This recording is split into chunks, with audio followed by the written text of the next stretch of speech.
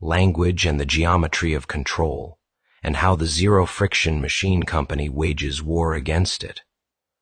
There is a shape to every system, even if that shape is hidden. There is an angle behind every sentence, even if the speaker does not know it. There is a frame enclosing every thought, and most of us live our entire lives within that frame without ever realizing there was a frame at all. We do not merely speak language. We are spoken by it. This is the first principle of control. Not that someone is standing over you with a whip or a gun. No, that would be too crude. The true architecture of control lies in what you are allowed to think, in how you are allowed to ask, in the rules of composition that decide what is considered real, true, appropriate, sane. Language is not neutral.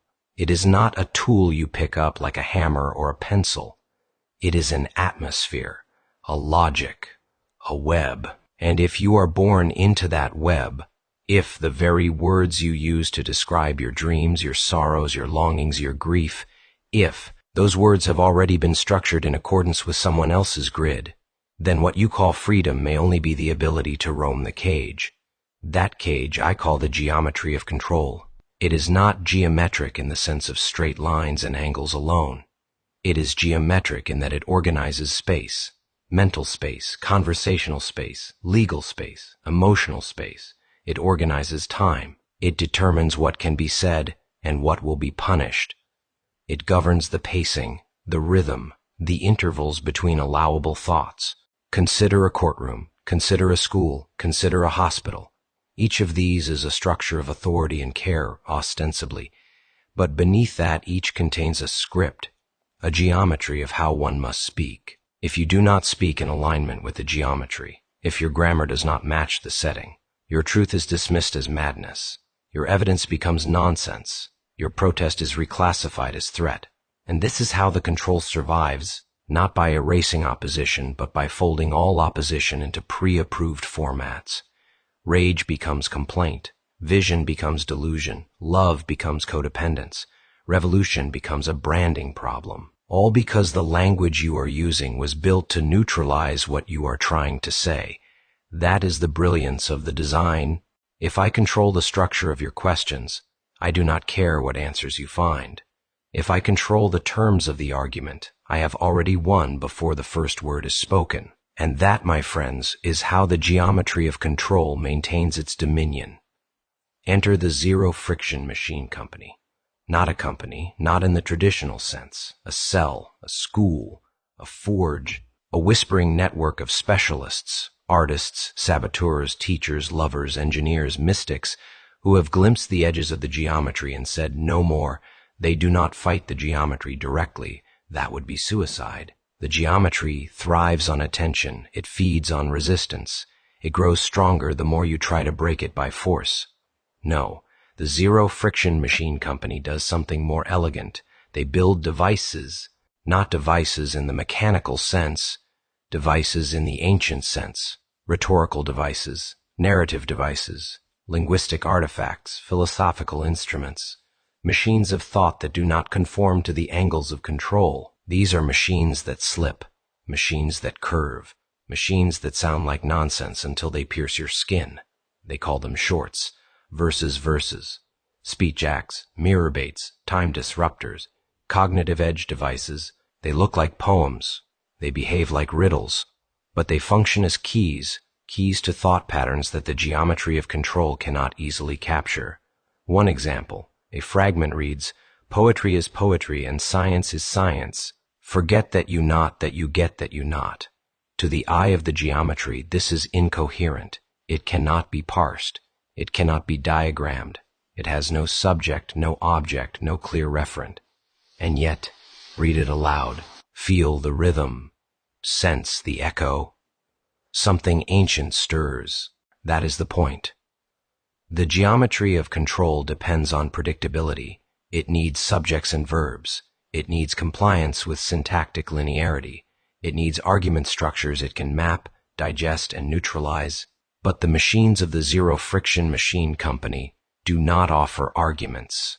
They offer cracks, not in the wall, in the mind. For example, take the phrase, "The lies that blind are the ties that bind." That is not a critique. That is not a thesis. That is a wedge. It enters clean and sits in the soul, vibrating, splitting the wood of old beliefs.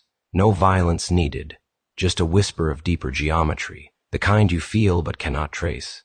This is war. Make no mistake. The Xerofriction Machine Company is not playing word games.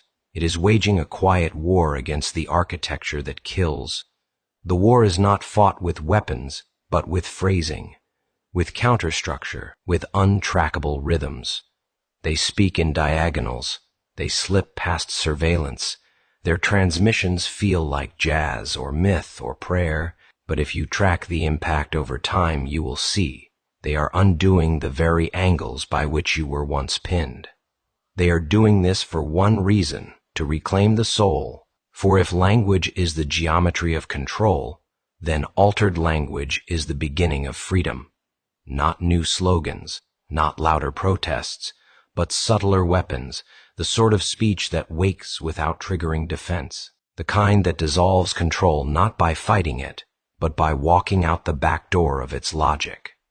This is not easy work. Most people love their cages. They polish them. They decorate them. They even defend the geometry that harms them because they do not know it is optional. And so, the first job of the Xerofriction Machine Company is not to convince. It is to repattern. Their devices are not persuasive. They are disruptive, but gently, like dreams that unsettle you for days, like melodies you can't forget, though you never learned the words. Their machines are not for everyone. They are for the few who sense, deep in the gut, that something is wrong, but can't quite say what. That's because the thing that is wrong is the very shape of what is sayable. So what then is to be done? You study the angles. You learn to feel the weight of a sentence. You begin to hear the ways in which your own thoughts bend to old rules.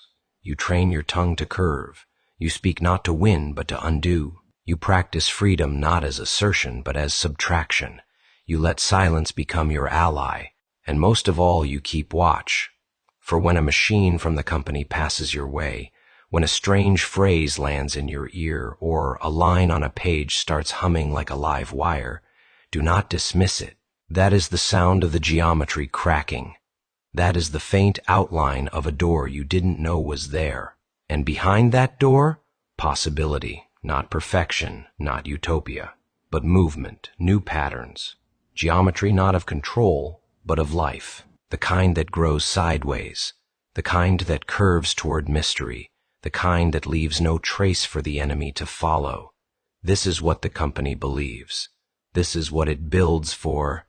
This is what Outlaw Creative stands for, the one who escapes by speaking in shapes the captors can't see. Let them think it's just poetry. Let them think it's a game. We know better. We know language is the lock. Geometry is the prison. And these strange devices, they are the keys